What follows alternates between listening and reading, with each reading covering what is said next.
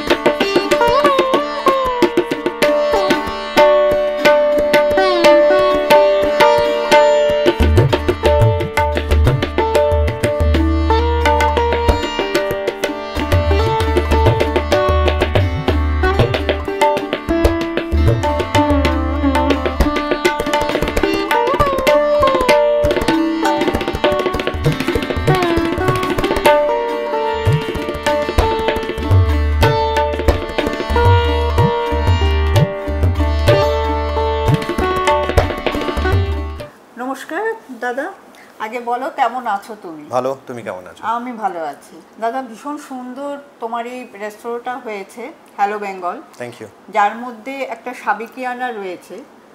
তা আমি একটু পেছনে ফিরে যাব। তোমাদের এই পারিবারিক ব্যবসাটা তো প্রায় 59 বছর। হ্যাঁ। আগামী বছর 60 বছরে পড়বে। হ্যাঁ। হাটারি যে ব্র্যান্ড শুরু হয়েছিল 1966 সালে, একদম। এবং তোমার বাবা প্রয়াত কমলনয়ন মুখোপাধ্যায় এবং ওনার বন্ধু ক্যাপ্টেন প্রহ্লাদ বসুর যৌথ উদ্যোগে। একদম। তা আমাকে একটু বলো যে কমলবাবুর পেশাটা কী ছিল, অন্য পেশা কী ছিল, বা এই পেশার প্রতি উনি আকৃষ্ট হলেন কীভাবে, যে একটা খাদ্য শিল্পের সঙ্গে নিজেকে জড়ানো? একটা মজার গল্প আছে এর পেছনে। আমার ঠাকুরদা উনি মালদায় থাকতেন। ওনার নাম স্বর্গীয় ডক্টর কিরণচন্দ্র মুখোপাধ্যায়, পেশায় ডাক্তার, মালদায় থাকতেন। উনি ওই সময় আমার বাবাকে বারবার বলছিলেন যে তুমি মালদায় ফিরে এসো, এবং মালদায় ফিরে এসে তুমি প্রফেশনালি কিছু করো, সেটেলড হও। এই নির্দেশটা ওনার প্রতি ছিল। এবার আমার বাবা তখন কলকাতায় থাকতেন, এবং ওনার দৈনন্দিন জীবনের মধ্যে একটা বড় অংশ জুড়ে ছিল হচ্ছে আড্ডা। ওনার একটা বিরাট গ্রুপ অফ ফ্রেন্ডস, তারা বসুশ্রী কফি হাউসে, গ্রাউন্ড ফ্লোর না ফার্স্ট ফ্লোর আমার মনে নেই, ওখানে ওনারা আড্ডা মারতেন দৈনন্দিন। এবার যখন আমার দাদামশাই বাবাকে ডেকে পাঠালেন যে মালদায় ফিরে এসো, তখন বাবা দেখলেন যে এবার তো মালদায় যেতেই হবে, প্রফেশনালি সেটেলড হতে হবে লাইফে।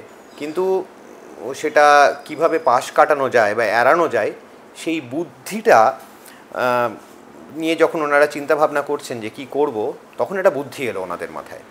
ওনারা দুই বন্ধু মিলে ঠিক করলেন যে চল এই বসুশ্রী কফি হাউসের আদলে রেস্তোরাঁ খুলি, তাতে বাবাকে দেখানোও হবে যে আমি কলকাতায় কাজ করছি, রোজগার করছি, এবং আমাদের আড্ডাটাও বহাল থাকবে। তো এই চিন্তাভাবনা নিয়েই দুই বন্ধু ট্রায়াঙ্গুলার পার্কে, যেখানে এখনও হাটারি রয়েছে, আমাদের সবচেয়ে প্রথম স্টোর যেটা, সেই হাটারির শুরু। আচ্ছা, এছাড়া কি তোমাদের আর কোনো পারিবারিক ব্যবসা ছিল? না। মানে দাদামশাই তো ডাক্তার ছিলেন। হ্যাঁ, দাদামশাই ডাক্তার ছিলেন। তারপরে বাবা এখানে হাটারি তৈরি করলেন। আমরা বাবার অনেক বেশি বয়সের সন্তান, তো আমরা পড়াশুনো করলাম। আমি আমার কথাই বলি, একদম। পড়াশুনো করে পড়াশোনা কোথায়? কলকাতায়? আমার গ্র্যাজুয়েশন বিশ্বভারতীতে, মানে শান্তিনিকেতনে। তো গ্র্যাজুয়েশন কমপ্লিট করে যখন কলকাতায় এসেছি, মাস্টার্স করব ভাবছি, ভর্তিও হয়েছিলাম একটা জায়গায়। সেই সময় আমার বাবার তখন প্রায় 69-70 বছর বয়স। তো ন্যাচারালি ওনার পক্ষে আর ব্যবসা দেখা সম্ভব হতো না, বয়সটাও বেড়ে গেছিলো, এবং বয়স বাড়লে যা হয় মানুষের ইচ্ছে সেটাও তো কমে যায়। তখন বাবা এবং মা দুজনে ডেকে বললেন যে তোমরা ব্যবসায় ঢোকো, ব্যবসা দেখো, অন্যথায় ব্যবসাটাকে আর রাখা যাবে না। তো তখন খানিকটা স্বেচ্ছায়, খানিকটা বাধ্য হয়ে ব্যবসায় ঢোকা আমার। বাবার কাছ থেকে নিশ্চয়ই শুনেছো যখন নাকি প্রথম ব্যবসাটা শুরু হয়েছিল সেই সময় আর্থসামাজিক অবস্থাটা। দেখো, 1966-তে তো আমি জন্মাইনি, কিন্তু আমি যা গল্প শুনেছি বাবা মার কাছে বা নিজের যেটুকু দেখেছি বা বুঝেছি, তখন মানুষের বিনোদনের সুযোগ খুবই কম ছিল। না ইন্টারনেট ছিল, না টেলিভিশন ছিল, রেডিও তো ছিল, এটা আমি শুনেছি বাবা মায়ের কাছে বিভিন্ন গল্পের মাধ্যমে। তো তখন মানুষ সিনেমা দেখতেন, তখন মানুষ অনেকটা সময় এই আড্ডা মারতেন, যেটাকে আমরা আড্ডা বলি, যেটা আজকে অনেকটাই কমে গেছে মানুষের জীবনে। ওই সময় হাটারি যখন শুরু হয়, আমি শুনেছি যে তখন প্রচুর লোক আসতেন যারা ওখানে সময় কাটাতেন, আড্ডা মারতেন, বিভিন্ন রকমের কাজ সারতেন। বাবার কাছে শুনেছি যে অনেক গ্রুপস তারা এসে হয়তো তাদের আপকামিং কোনো মুভির ব্যাপারে আলোচনা করেছেন, হয়তো গ্রুপ অফ আর্টিস্ট তারা কোনো এক্সিবিশন করবেন, তাদের সেই এক্সিবিশনে তারা কী কী ছবি দেবেন, কী থিম হবে, সেগুলো নিয়ে আলোচনা করেছেন। মানে একটা জমজমাট জায়গা ছিল। তার মানে আপনার বাবারও এই দিকটা, বিনোদনের দিকে খুব ঝোঁক ছিল। খুবই। ফিল্ম ইন্ডাস্ট্রিতে ওনার একাধিক বন্ধু বান্ধব ছিলেন, তাদের নামটা করছি না কারণ তারা অনেকেই হয়তো বলুন না সেই সময় কারা আসতেন, একটু স্বনামধন্য মানুষ, ব্যক্তি। দেখুন, আমি যা গল্প শুনেছি, আমি বাবার কাছে শুনেছি যে বিখ্যাত নির্দেশক ঋত্বিক ঘটক আসতেন। বাবার খুব ভালো বন্ধু ছিলেন অনিল চ্যাটার্জি। বাবার কাছে আরও এরকম অনেক বহু লোকের, মানে তাদের নাম করলে নামের লিস্টটা কমপ্লিট হবে না। আর আমি যেহেতু নিজে দেখিনি বা তাদের পরিবারের লোকেরা কে কী মনে করবেন সেটা জানা নেই, তাদের পারমিশন নেই বলে আমি আর নামগুলো করছি না, কিন্তু বহু লোক হাটারিতে আসতেন। যেহেতু তোমার বাবা এরকম বিনোদনের মানুষের সঙ্গে এতটাই মানে যোগ ছিল, বা উনি ভালোবাসতেন বলেই সিনেমা প্রেমী ছিলেন বলেই এইসব ব্যক্তিত্বদের সঙ্গে ওনার যোগাযোগ ছিল, ওনার কি অন্য কোনো দিকের প্রতিও কি ঝোঁক ছিল? ধরো ফটোগ্রাফি বা নিজে কোনো সিনেমায় অভিনয় করা বা প্রোডাকশন করা, মানে প্রডিউসার হিসেবে কোনো ছবি প্রযোজনা করা? ফটোগ্রাফি ওনার একটা হবি ছিল। কি ধরনের ছবি তুলতে উনি ভালোবাসতেন? সিটি লাইফ, ওয়াইল্ড লাইফ, বিভিন্ন ধরনের ছবি তুলতেন। তখনকার দিনে ছবির এই এত সেগ্রিগেশন ছিল না, এটা তো অনেক পরে এসছে। পোর্ট্রেটস খুব ভালো তুলতেন। এবং হ্যাঁ, সিনেমার সঙ্গে তো ওনার অনেকটাই যোগাযোগ ছিল, বন্ধুবান্ধব ছিলেন যারা প্রযোজক, যারা শিল্পী, যারা নির্দেশক। এবং আমি শুনেছিলাম যে দু একটা সিনেমাতে উনি প্রযোজনাও করেছিলেন, কিন্তু আমি খুব একটা বেশি ইন্টারেস্ট নিইনি, আমিও তো তখন ছোট, এগুলো খুব একটা বুঝতাম না। সেই সময় হাটারিতে মূলত স্ন্যাক্স খাবার পাওয়া যেত আর অল্প বিস্তর চাইনিজ, সেটা সম্পর্কে যদি একটু বলো, কী ধরনের খাবার পেয়ে? অ্যাকচুয়ালি তোমাকে একটা জিনিস বুঝতে হবে, আমি যখন ব্যবসায় ঢুকি তখন যেটা বললাম, ওনার প্রায় 70-এর কাছাকাছি বয়স।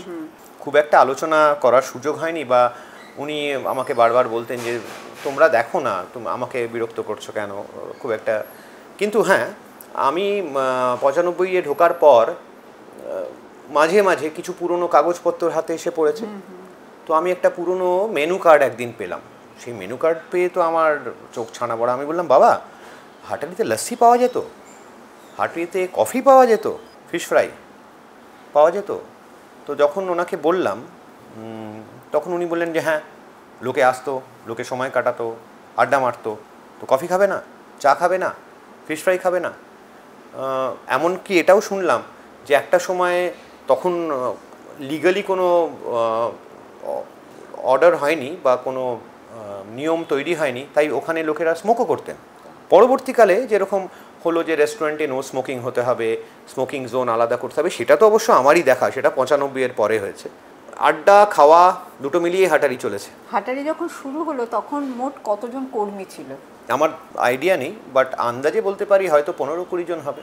আর তুমি যখন দায়িত্বভার গ্রহণ করলে 1995 সালে, সেই সময় মোট কজন কর্মী ছিলেন? না, আমি যখন শুরু করি তখন তো আমি প্রথমে সেই পুরনো কর্মী বা পুরনো দলটিকে নিয়ে শুরু করি। আমার যখন মনে হয় যে আমাদেরকে ইমপ্রুভ করতে হবে সার্ভাইভ করার জন্য, এবং অনেকেরই অনেক বয়স হয়ে গেছিলো, তারা চাইছিলেন যে তারা রিটায়ার্ড হন, তাদেরকে আমরা কিছু বেনিফিট দিই। তো আস্তে আস্তে নতুন দল গড়ে ওঠে। এখন তো আমাদের প্রায় 400-র কাছাকাছি কর্মী হবে, সব ব্রাঞ্চেস মিলিয়ে। তা তুমি যখন দায়িত্বভার গ্রহণ করলে সেই সময় কি কি খাবার তুমি লঞ্চ করলে আর কি? ততদিনে তো চাইনিজ খাবার হিসেবে হাটারির খুব সুনাম। একদম, আমি যখন ঢুকি হাটারিতে তখন হাটারিতে চাইনিজ এবং কিছু ইন্ডিয়ান ফুড পাওয়া যায়। তো আমার প্রথম প্রচেষ্টা ছিল এই চাইনিজটাকে কী করে আরও বেটার করা যায়, কী করে আরও ভ্যারাইটি দেওয়া যায় লোকের কাছে, এবং ইন্ডিয়ানটাকেও কীভাবে বাড়ানো যায়, ইন্ডিয়ান সেকশনটাকেও কীভাবে বাড়ানো যায়, সেটাই চেষ্টা করেছি। তারপরে রিয়েলাইজ করলাম যে যখন ইন্ডিয়ান কুইজিন আমরা করছি, বিভিন্ন লোক আছেন যারা ভাত পছন্দ করেন না, যারা রুটি খান, তো তাদের জন্য আমরা নান, কুলচা, পরাঠাস এগুলো কেন রাখি না? তো এই চিন্তাভাবনা থেকে আমাদের এখানে সেইগুলোও শুরু হলো, এবং কাবাবসও আমরা লঞ্চ করলাম। আমাদের এখানে তন্দুরি চিকেন, রেশমি কাবাব, টিক্কা কাবাব, বিভিন্ন ধরনের কাবাব আনা হলো হাটারিতেই। তো এবং তখন হাটারিতে চাইনিজ, ইন্ডিয়ান এবং তন্দুরি খাবারও ইন্ট্রোডিউসড হলো। এটা কত সাল থেকে? আমার এক্স্যাক্টলি মনে নেই, অতগুলো বছর হয়ে গেছে, তবে 2000-2001 হবে। হাটারি যেখানে অবস্থান, গড়িয়ার যে অঞ্চলে, তা সেই সময় তোমাদের আশেপাশে হাটারির সমতুল্য কিন্তু কোনো রেস্তোরাঁ ছিল বলে মনে হয় না। হাটারি একটা মানুষের খাবারের একটা ডেস্টিনেশন তো বটেই, ভালো যারা খেতে পছন্দ করে, কোয়ালিটি ফুড যারা খেতে পছন্দ করেন, তারা কিন্তু হাটারিতেই যেতেন। না, হাটারি হওয়ার পর হাটারিতে নিশ্চয়ই লোকেরা যেতেন, কিন্তু যখন অন্যান্য অপশনস তৈরি হলো তখন অন্যান্য জায়গারাও কিন্তু ভালো কাজ করে, এবং সেখানে যারা কাজ করেন, যারা কর্মরত রয়েছেন, প্রত্যেকেই প্রচেষ্টা করেন। ভালো খাবার কেবল আমরা দিই সেটা সত্যি নয়, সবাই দেয়, এবং সবারই এফর্টটাকে কিন্তু আমাদের প্রশংসা করা উচিত। তুমি কি প্রতিযোগিতায় বিশ্বাস করো? কি ধরনের এই যে রেস্তোরাঁ ব্যবসায় কিন্তু একটা বিরাট প্রতিযোগিতা রয়েছে, কে কার থেকে বেশি ভালো খাবার দিতে পারে, পাশাপাশি রয়েছে যাতে বাজেট ফ্রেন্ডলি হয়। দেখো, রেস্টুরেন্টের প্রতিযোগিতার তুমি যেটা কথা বলছো, এই প্রতিযোগিতা নিশ্চয়ই এটা এসে তো পরেই যে কার কোন জিনিসটা ভালো। কারোর হয়তো বিরিয়ানি ভালো, কারোর হয়তো চাউমিন ভালো, কারোর হয়তো চিলি চিকেন ভালো, কারোর হয়তো কাবাবস ভালো। এটা তো মানুষ মাত্রেই ভাবে, আলোচনা করে এবং সেই তার থেকে একটা প্রতিযোগিতা এসে যায়। কিন্তু আবার যেটা বললাম যে আমি কিন্তু ব্যক্তিগতভাবে প্রত্যেকটি রেস্তোরাঁর যারা চালান, যারা কাজ করেন তাদেরকে সম্মান করি, কারণ আমি নিজে বুঝি যে এই ব্যবসাটা চালানো কতটা কঠিন। এবং সর্বোপরি একটা রেস্টুরেন্ট খোলা হলে সেখানে বেশ কিছু লোক নিযুক্ত হয়, কারণ আমাদের এই ইন্ডাস্ট্রিটা ম্যান পাওয়ার ডিপেন্ডেন্ট ইন্ডাস্ট্রি, তো এখানে মেশিন দিয়ে কাজ হয় না। তো তার মানে ততগুলো লোক, ততগুলো পরিবার, ততগুলো সংসার চলে না। আমি কিন্তু এদের প্রত্যেকের প্রতি আমার শ্রদ্ধা আছে। কম্পিটিশানে কেউ আমাকে ভালো বলে, খারাপ বলে, হতেই পারে, সেটা লোকেদের অধিকার। কিন্তু এই ইন্ডাস্ট্রিটা চালানো খুবই কঠিন এবং যারা করছেন তাদের প্রত্যেককে আমার নমস্কার। একটা কথা বলবো, আজকাল তো প্রায়শই আমরা অলিতে গলিতে রেস্তোরাঁ দেখছি তৈরি হচ্ছে, তা সেক্ষেত্রে তুমি কিভাবে ব্যাপারটাকে দেখছো? এটা কি লাভজনক খুব ব্যবসা, সেজন্যই এত রেস্তোরাঁ গড়ে উঠছে আশেপাশে? দেখো, বাহ্যিকভাবে দেখতে গেলে লোকে ভাবে যে এই ব্যবসাটা খুব সহজ, কিন্তু এত বছর করে এসে আমি বুঝি যে এই ব্যবসাটা একদমই সহজ নয়। যারা কম এক্সপিরিয়েন্স নিয়ে করছেন তাদের বুঝতে হবে এই ব্যবসাটা বেশ কিছুদিন চললে তবে হয়তো এটা প্রফিটেবল হবে, প্রথম থেকেই হয়তো প্রফিটেবল হবে না। তাদেরকে আমি একটাই কথা বলবো যে মনে জোর রাখো, হেরে যেও না। কিন্তু যেটা বললাম, এটা একটা কমপ্লিকেটেড বিজনেস এবং এই বিজনেসের অনেকগুলো দিক, সেই দিকগুলোকে মেনে যদি আমরা শেষ অবধি চলতে পারি তাহলে অবশেষে কিন্তু অনেকগুলো মানুষ যারা ইন্ডাস্ট্রিতে ইনভলভ তাদের উপকার হবে। এই যে এত বছর একটা তোমার জার্নি, আমি জিজ্ঞাসা করব যে রেস্তোরাঁর যে খাবারের গুণগত মান সেটাকে বজায় রাখার জন্য তুমি কী ধরনের পদ্ধতি অবলম্বন করো? দেখো, আমরা যে পদ্ধতি অবলম্বন করি সেটা হচ্ছে মনিটর করা এবং তাদের কনস্ট্যান্ট ট্রেনিং করা। এবং আমি একটা জিনিসের উপর একটু জোর দিই বেশি, সেটা হচ্ছে আমার যে ছেলেরা কাজ করছে তারা মানসিকভাবে যেন সুস্থ থাকে, আনন্দে থাকে। একটা কাজ করার জন্য কাজ করা আর আনন্দে কাজ করা, আমার মনে হয় it makes a big difference. তো আমি চেষ্টা করি আমার ছেলেগুলোকে অ্যাজ আ ফ্যামিলি ট্রিট করতে, তাদেরকে আনন্দে রাখতে, তাদেরকে খুশি রাখতে, যাতে তারা তাদের বেস্ট পারফরমেন্স দিতে পারে এবং আমাদের যারা পেট্রনস, যারা কাস্টমার্স, তাদেরকে যেন আমরা আনন্দ দিতে পারি। কিচেনে যারা রয়েছেন আর কি, তাদেরকে বুস্ট আপ করতে বা তাদের নেতৃত্ব দিতে তুমি কি সক্রিয় ভূমিকা? একদম। আমি প্রথম কথা হচ্ছে সবার সঙ্গে একদম 1-to-1 যোগাযোগ রাখার চেষ্টা করি। ফুল টাইম রেস্তোরাঁতিওর, মানে আমি ওই রেস্টুরেন্টে সপ্তাহে একবার গেলাম, মাসে একবার গেলাম, বা সকালে গেলাম বিকালে গেলাম না, এরকম নয়। আমি আমার রেস্টুরেন্টগুলোতে ভিজিট করতে থাকি, ওদের সঙ্গে কথা বলতে থাকি এবং ওদের পারফরমেন্স যাতে বেটার হয় তার জন্য আমরা ছোট ছোট কন্টেস্ট করতে থাকি। এবছর বা এই মাসে কোন ব্রাঞ্চ সবচেয়ে বেশি ভালো রিভিউজ পেলো তাদেরকে একটা গিফট দেওয়া, একটা রিওয়ার্ড দেওয়া। ওদেরকে ইন্সপায়ার করতে হবে, মোটিভেট করতে হবে। বলছি, চাইনিজ খাবারের তো এখন ভীষণ রমরমা বাজার, এইটা তুমি মানে কিভাবে দেখছো? যে এখন বাঙালিদের খাবার তো রয়েছে, কিন্তু কোথাও গিয়ে একটা চাইনিজ খাবারটা ঠিক বাঙালি ঘরে কিন্তু ঢুকে গেছে, এবং এটা সময়ের নিরিখে বলছি। এইটা তুমি কিভাবে দেখছো, বা এটা আগামী দিনের ভবিষ্যৎটা কি তুমি কি দেখছো? দেখো, আমি যতটুকু দেখছি আমার মতে বাঙালিরা খুব সচেতন তাদের খাবার সম্বন্ধে। আমি কাউকে ছোট করে বলছি না, কিন্তু আমার অনেক বন্ধু বান্ধবরা আছেন যারা অন্য কমিউনিটিতে বিলং করেন, তারা কিন্তু খাবারের ব্যাপারে এতটা সচেতন নন। তো সেই দিক দিয়ে যদি তুমি বলো, বাঙালিদেরকে যখন আমরা পরিবেশন করছি, যখন আমরা খাওয়াচ্ছি, তখন আমাদের কাছে এটা একটা কনস্ট্যান্ট চ্যালেঞ্জ হিসেবে থাকে যে আমরা আরও কী করে বেটার করতে পারি বা আমরা কোয়ালিটিটা কী করে মেনটেন করতে পারি। এদের বোকা বানানো যায় না। এবং কঠিন পরীক্ষায় যদি তুমি পাশ করো তাহলে ফাইনালি কি হয়, তুমি আরও বেশি শিখলে। এটাই আমাদের প্রচেষ্টা। হাটারি তো শুধু এখন হাটারিতেই সীমাবদ্ধ নেই, হাটারি গ্রিলস হয়েছে, তা সেই সম্পর্কে তুমি যদি বলো। দেখো, হাটারি গ্রিলসটা খোলার পেছনে একটা কারণ আছে, সেটা হচ্ছে আমাদের খুব প্রিয় পার্ক স্ট্রিটের একটি কন্টিনেন্টাল রেস্টুরেন্ট, নাম বলছি না আগেন, সবারই প্রিয় সেটা, আই এম শিওর। তো আমরা ওখানে যেতাম খেতে, বহুক্ষণ লাইনে দাঁড়িয়ে থাকতে, এবং লাইনে দাঁড়িয়ে থাকতে থাকতে থাকতে একসময় মনে হলো যে ইস, এই একটা জিনিস খাওয়ার জন্য পার্ক স্ট্রিটে এসে এতক্ষণ লাইন দেওয়া। তো আমাদের মতোও তো অনেকে আছেন যারা সেই একই বিরক্তি তাদেরও হচ্ছে। সেই জন্য আমরা হাটারি গ্রিলসটা খুললাম, যেখানে আমরা এমন কিছু কন্টিনেন্টাল ডিশেস দেওয়ার চেষ্টা করেছি, সেই ডিশের মান আমরা এমন রাখার চেষ্টা করেছি যে লোকেদের গিয়ে আর পার্ক স্ট্রিটে দাঁড়াতে হবে না। আচ্ছা, কী ধরনের খাবার পাওয়া যায় আইটেম? আমাদের হাটারি গ্রিলসে আমরা এমন একটা আইটেম রেখেছি যেটা আগে পার্ক স্ট্রিট ছাড়া পাওয়া যেত না। আগে আমার ধারণা আমি শেয়ার করছি, আমরা চেলো কাবাবস রেখেছি, তাছাড়া কন্টিনেন্টালস, পিৎজা, পাস্তা, কিছু কোরিয়ান আইটেম, কিছু জাপানিজ আইটেমস, এগুলো রাখা হয়েছে গ্রিলস। আর হাটারিতে এখন কি খাবার পাওয়া যাচ্ছে চাইনিজ এবং ইন্ডিয়ান কুইজিনের মধ্যে? হাটারিতে নতুন লঞ্চ করেছো যেটা অন্যত্র কোথাও না, পাওয়া আমরা যায় না? কুইজিন হিসেবে অন্য কিছু হাটারিতে লঞ্চ করিনি, কারণ জায়গার একটা কনস্ট্রেন্ট তো রয়েছে। একটা কিচেন চালাতে গেলে আগেন অনেক কিছুর প্রয়োজন হয়, তো সেখানে জায়গার অভাবের জন্য আমরা হাটারিতে ওই চাইনিজ, ইন্ডিয়ান এবং তন্দুরি যেটা ছিল সেটাই রেখেছি। আমাদের প্ল্যান আছে এবার পুজোর আগে আমরা বেশ কিছু নতুন আইটেমস ইন্ট্রোডিউস করব। হাটারিতে এটাই থাকবে, হাটারি গ্রিলসে কন্টিনেন্টাল পাওয়া যাবে, আর এই হ্যালো বেঙ্গল বাই হাটারি যেখানে আজকে আমরা বসে আছি, এখানে তো বাঙালি খেতে গেলে লোককে এখানে আসতে হবে। খুব সুন্দর অন্দরসজ্জা। Thank you. এবার এখানে যে বাঙালি খাবারগুলো পাওয়া যাচ্ছে হ্যালো বেঙ্গলে, সেটা সম্পর্কে একটু বলো। দেখো, এখানে প্রথম কথা হচ্ছে আমরা বহু রকমের থালি রেখেছি। আমাদের এখানকার থালি শুরু হয় 149 থেকে। সেটা কি ভেজ? ইটস আ ভেজ থালি, কিন্তু আমরা ছোট, তার থেকে একটু বড়, আরেকটু বড়, মাঝারি, বড় বিভিন্ন ধরনের থালি রেখেছি। কারণ আমাদের এখানে টার্গেট এটা নয় যে আমরা সবই 1200-1500 টাকার থালি রাখবো, লোককে এলেই 1200-1500 টাকার থালি খেতে হবে। আমরা চাই মানুষটা স্যাটিসফাইড হোক। যার খাওয়ার ইচ্ছে লুচি, আলুর দম আর ফিশ ফ্রাই, সে যেন কেবল লুচি, আলুর দম, ফিশ ফ্রাই খেয়েই তৃপ্ত হতে পারে। আর যার খাওয়ার ইচ্ছে একটা বিরাট বড় থালি, তার মধ্যে 2 রকম 3 রকমের মাছ থাকবে, চিকেন থাকবে, মাটন থাকবে, সে সেটাও এখানে পাবে। তো আমরা এখানে বিভিন্ন ধরনের মেনু, আইটেমস, প্রাইসিং বিভিন্ন ধরনের রেখেছি যাতে সবাইকে আমরা স্যাটিসফাই করতে পারি। এখানে ভেজ নন ভেজ দুটোই পাওয়া যায়? অফকোর্স। আচ্ছা, আমি তো নিজেই ভেজিটেরিয়ান, আমি আমার রেস্টুরেন্ট ভেজিটেরিয়ান রাখবো না? তুমি নিজে ভেজিটেরিয়ান? হ্যাঁ।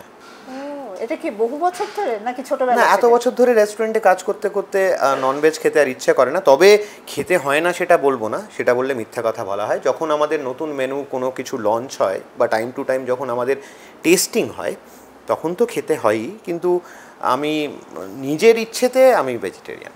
এই যে খাদ্যপ্রেমীরা যারা আসছেন, তোমাদের এতগুলো আউটলেট আছে, এমন কোনো দিন ঘটেছে যেন খাবারে কোনো কমপ্লেন পেয়েছো?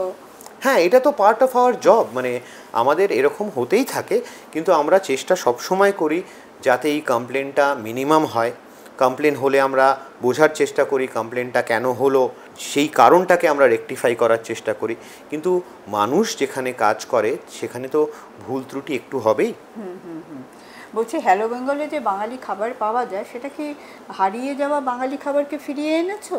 হ্যালো বেঙ্গলে আমরা চেষ্টা করেছি কিছু কিছু আইটেম এমন রাখতে যেগুলো আমরা ছোটোবেলায় খেতাম, যেগুলো চট করে কোথাও পাওয়া যায় না। যেরকম মাটন কিমা দিয়ে ডিমের ডেভিল। আমার মনে আছে ছোটোবেলায় যেদিন মা খুব খুশি হতেন, সেদিন হয়তো মাটন কিমা ডিমের ডেভিল নয়, বাট ডিমের ডেভিল বা আলুর চপ বা প্রন কাটলেট খাওয়া হতো।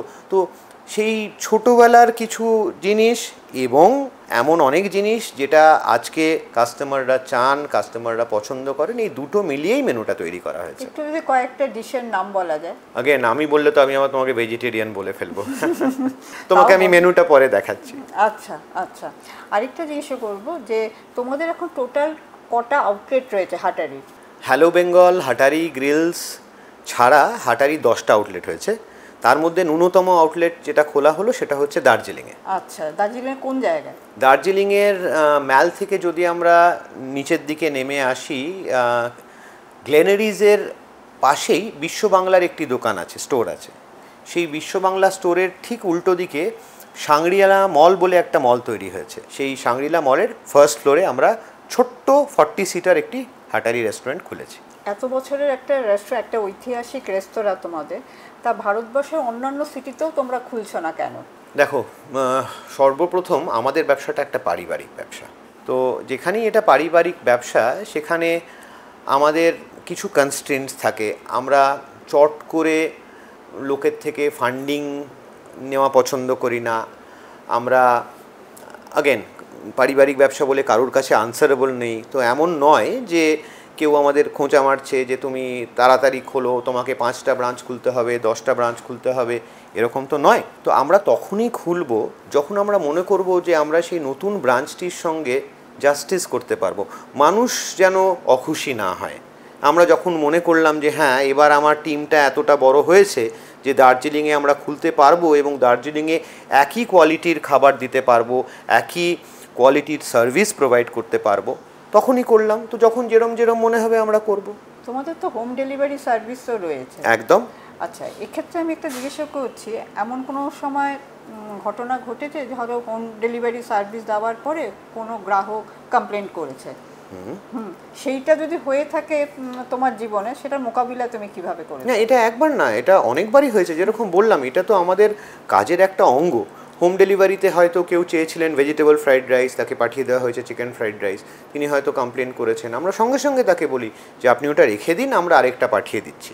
খুব কম যেটা হয় সেটা হচ্ছে ভদ্রলোক বা ভদ্রমহিলা যিনি থাকেন তিনি হয়তো বলেন যে আমি এত দূরে আছি যেখানে পাঠানো সম্ভব নয়, আমরা সঙ্গে সঙ্গে তাকে রিফান্ড করে দিই। আমরা আমাদের কাস্টমারদের ততটাই প্রায়োরিটি দিই যতটা আমাদের এই ইন্ডাস্ট্রিতে দেওয়া উচিত। আরেকটা কথা জিজ্ঞাসা করবো যে আজকাল তো রেস্তোরাঁ তো ছড়াছড়ি চারপাশে, তার ফলে কতটা গুণগত মান বজায় রেখে খাবারটা পরিবেশন করছে সব রেস্তোরাঁ? কারণ যেহেতু তুমি নিজেও বিভিন্ন রেস্তোরাঁতে যাও খেতে, সেই জায়গায় দাঁড়িয়ে আমার এই প্রশ্নটা। দেখো, অনেক নতুন নতুন রেস্তোরাঁতে যেখানে আমরা যাই আমরা দেখি যে তারা দারুণ দারুণ আইটেম তৈরি করে, ভালো প্রাইস পয়েন্টও তারা দেয়, কিন্তু কনসিস্টেন্সিটা নিয়ে একটু হয়তো প্রবলেম থাকে। তো আগেন আমি যেটা বললাম যে আমাদের এই ইন্ডাস্ট্রির কিন্তু একটা বড় চ্যালেঞ্জ হচ্ছে কনসিস্টেন্সি। তুমি নিজে বলো, তুমি হাটরি থেকে কতদিন ধরে খাচ্ছ? আমি ছোট্ট, তখন খুব ছোট, তখন থেকে। তার মানে কয়েক দশক হবে? হ্যাঁ, খুব ছোট, তখন মার হাত ধরে হাটারিতে গেছি। হ্যাঁ, এবার প্রশ্ন হচ্ছে যে একবার যদি তোমার মনে হয় যে না এদের কোয়ালিটি বা স্ট্যান্ডার্ড আগের মতো নেই, তাহলেই কিন্তু আমরা সেই কাস্টমারটাকে হারিয়ে ফেলি। কাস্টমার নতুন পাওয়াটা যত ইম্পর্ট্যান্ট, তার থেকে অনেক বেশি ইম্পর্ট্যান্ট হচ্ছে যারা তোমার এক্সিস্টিং কাস্টমার তাদেরকে কন্টিনিউয়াসলি স্যাটিসফাই করে যাওয়া। এবং এই ইন্ডাস্ট্রির এটাই তো একটা বড় চ্যালেঞ্জ। তুমি নিজে বলো, তুমি যখন বাড়িতে রান্না করো তুমি কি প্রত্যেক দিন একই রকম করো? কখনো সখনো তো একটু এদিক ওদিক নুন বেশি বা ঝাল কম হয়ে যায়। এটাই আমাদের ইন্ডাস্ট্রির চ্যালেঞ্জ। কিন্তু আমরা এটার উপর প্রায়োরিটি দিই, আমরা এটার উপর নজর দিই এবং আমরা যথাসাধ্য চেষ্টা করে যাচ্ছি এটাকে যাতে মেনটেন করে যেতে পারি। এবং এই কারণেই কিন্তু অন্য অনেকের মতো আমরা এতগুলো আউটলেট খোলার সাহসটা এখনও পাইনি। তবে we are doing it slow but steady.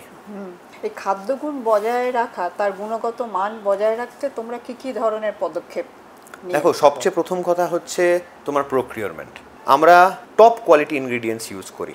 রান্নায় নুন কম, মিষ্টি বেশি, ঝাল কম, তেল বেশি হতেই পারে, কিন্তু আমাদের প্রোকিউরমেন্টটার ব্যাপারে আমরা ভীষণ সিরিয়াস। দ্বিতীয় আগেন যেটা তোমাকে বললাম যে যারা প্রিপেয়ার করছেন তাদেরকে যথাযথ ট্রেনিং দেওয়া, টাইম টু টাইম টেস্টিং করা, এবং আগেন এই কথাটাও আগে বললাম যে তারা যাতে ভালোবেসে কাজ করে, তারা যাতে ভালোবেসে মানুষকে পরিবেশন করে, এটার চেষ্টা আমরা সব সময় করি। That makes a big difference. রান্নাঘরে তো একটা নিরাপত্তার ব্যাপার থাকে, যেহেতু সেখানে আগুনের একটা ব্যাপার থাকে, একদম। সেইটা কিভাবে সিকিউর করো আর কি? এতগুলো আউটলেট তোমাদের রয়েছে। না, আমাদের যে নিয়মগুলো সরকার বানিয়েছেন না, এই প্রত্যেকটা নিয়মের পেছনে যথেষ্ট কারণ আছে। এমনি এমনি কেউ তো নিয়ম বানায় না। এবার এই নিয়মগুলো যদি ফলো করা যায়, যারা নতুন খুলছেন তারা হয়তো একটু বিরক্ত হন, আমাকে দু একজন বলেওছে, কিন্তু আমি তাদেরকে একই অ্যাডভাইস দিই যে এই নিয়মগুলো যদি তোমরা ফলো করো, প্রথম দিকে হয়তো একটু অসুবিধা হবে, কিন্তু এই নিয়মগুলো ফলো করলে তোমার রেস্তোরাঁর অনেক সুবিধা হবে, ভালো হবে, সেফটি থাকবে। তো আমাদের এই যে নিয়মগুলো আমাদের বানিয়েছেন সরকার, আমাদের সেই সব কটা নিয়মই আমরা ফলো করার চেষ্টা করি।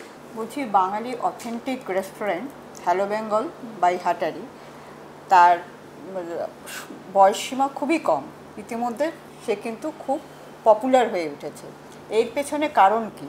কী ধরনের স্পেশালিটি এই হ্যালো বেঙ্গলের এসে খাদ্যপ্রেমীরা খাবেন সেটা সম্পর্কে একটু বলো। দেখো, আমরা রেস্টুরেন্ট ব্যবসা করি, সেটা তো ভাগ্যের ব্যাপার।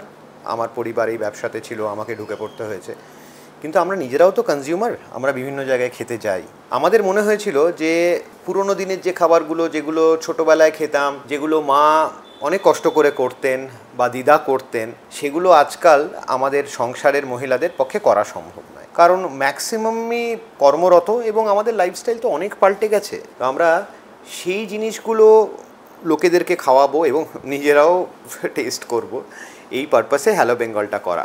যেরকম এখানে উল্লেখযোগ্য হচ্ছে মাটন কিমা, ডিমের ডেভিল, ফিশ কবিরাজি, পোস্তর বড়া, লোটে মাছের বড়া, কলকাতা ভেটকি ফ্রাই, গন্ধরাজ ভেটকি ফ্রাই। এগুলো আমাদেরও খেতে ভালো লাগে এবং আমার ধারণা লোকেরাও খুব এনজয় করবেন। তাছাড়া আমাদের হ্যালো বেঙ্গলে রয়েছে ilish bhapa, pressure cooker mutton, পোড়াহাড়ি মাটন, চিকেন ডাক বাংলো, পাবদা, পার্শে, পমপ্লেট, বিভিন্ন রকমের জিনিস, গলদা চিংড়ির মালাইকারি। তো সেটাও তো লোকে আজকাল পায় না। আজকাল সময় কোথায়? যদি লোকেরা খেয়ে তৃপ্ত হন, আমরাও খুব তৃপ্ত হব তাতে। সামনে তো জামাই ষষ্ঠী, কি একদম। ধরনের স্পেশাল মেনু তোমরা লঞ্চ করছো? এই যে আইটেমগুলো বললাম, এগুলোর এবং এছাড়াও বেশ কিছু আইটেমস নিয়ে আমাদের বিভিন্ন রকম থালি তৈরি করা আছে। যার যেরম ইচ্ছে, যার যেরম পছন্দ, যার যেরম সামর্থ্য, সেই ধরনের থালি তারা অর্ডার করবেন। অনেক ধরনের থালি আমরা এখানে রেখেছি, ছোট্ট থালি থেকে বড় থালি। থালি শুরু হচ্ছে 149 থেকে, অফকোর্স সেটা ভেজ থালি, কিন্তু আমি তো ভেজিটেরিয়ান, আমার তো ওই ভেজ থালি পছন্দ।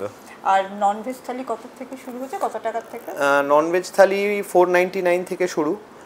তারপরে তো ওপর দিকে আরও অনেক রকমের থালি আছে, যে যেটা পছন্দ করেন। তার উপর প্লাস 5% জিএসটি। 5% জিএসটি সব রেস্টুরেন্টেই দিতে হয়। এই যে থালির কথাগুলো বললে, সেটা থেকে একজনই খেতে পারেন? না, বড় থালিগুলো তো একজন আমি বারণ করব খেতে, মানে খাওয়া সম্ভব নয়, শেয়ারেবল। আচ্ছা, এখানে কি শুধু থালিতেই খাবার পাওয়া যায় নাকি বুফে আলাকাটও রয়েছে? না, আলাকার্ট তো ডেফিনেটলি রয়েছে।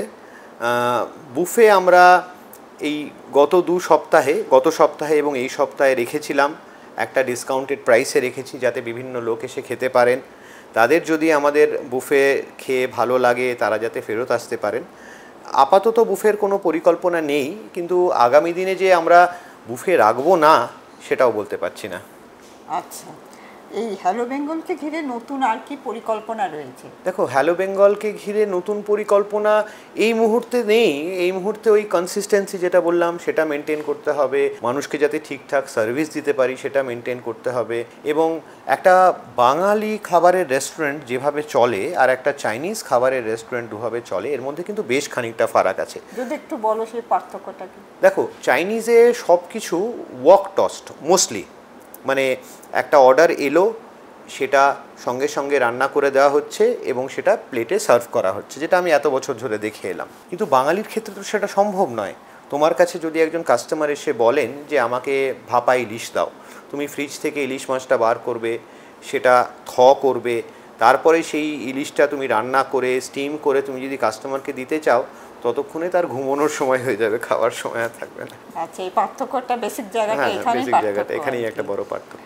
আচ্ছা, কিচেনে যারা নাকি সহায়তা করে তোমাদেরকে, তারা কতটা প্রশিক্ষণপ্রাপ্ত, সেই রন্ধনশিল্পী থেকে অন্যান্য কর্মী যারা আছে তোমাদের এখানে? দেখো, আমরা যখন এটা শুরু করলাম, আমরা তাদেরকেই পছন্দ করে চুজ করে নিলাম, যারা প্রশিক্ষণপ্রাপ্ত, যারা আমাদের ভাষায় কোয়াইট স্কিল্ড। এবার তারপরে কিছুটা আমরা নিজেরা, আমার স্ত্রী, আমরা কিছু মেনু ইন্ট্রোডিউস করলাম, কিছু রেসিপি ওনাদেরকে চেঞ্জ করলাম, করে আমরা একটা ইউনিকনেস আনার চেষ্টা করেছি। কারণ আমাদের খাবার যদি বাকি 5টা খাবারের জায়গার মতো হয়, তাহলে আমি স্ট্যান্ড আউট করবো কী করে? তোমার ভবিষ্যতে আর কি কি পরিকল্পনা রয়েছে তোমার এতগুলো আউটলেটকে নিয়ে? দেখো, হাটারির ডেফিনেটলি, যেরকম বললাম যে দার্জিলিংয়ে নতুন ব্রাঞ্চ হলো, হাটারির আরও কিছু ব্রাঞ্চেস হবে, যেটা অলরেডি আমরা প্ল্যান করছি, যেটাকে আমরা ইংলিশে বলে থাকি it's in a pipeline already. সেটা কি কলকাতার মধ্যে না আউট অফ? কলকাতার মধ্যেও একটা দুটো জায়গায় হবে এবং কলকাতার বাইরে তো ডেফিনেটলি আমরা জোর দিচ্ছি ওটার ওপর। আমরা হ্যালো বেঙ্গলেরও আরও কিছু আউটলেট খোলার পরিকল্পনা করছি, কিন্তু যেটা তোমাকে বললাম যে আমরা একটা পারিবারিক ব্যবসা, আমরা একটা সেলফ ফান্ডেড বিজনেস হাউস, আমাদের একটু তো সময় লাগবে। তুমি যেমন পারিবারিক ব্যবসাটাকে এইভাবে সফলতার সঙ্গে এগিয়ে নিয়ে চলেছো, আজও হাটারির গুণগত মান যে রয়েছে সেটা কিন্তু অটুট। প্রথম দিন থেকে যারা খেয়েছেন থ্যাংক ইউ। হাটারি তুমি যখন দায়িত্বে এলে, আমি তখনকার কথাই বলছি আর কি, তা তারা সবসময় পুরোনো দিনের, আমার পরিবারে দেখেছি তারা কোনো অর্ডার করলে বা কোথাও খেতে গেলে হাটারিতেই তারা যান।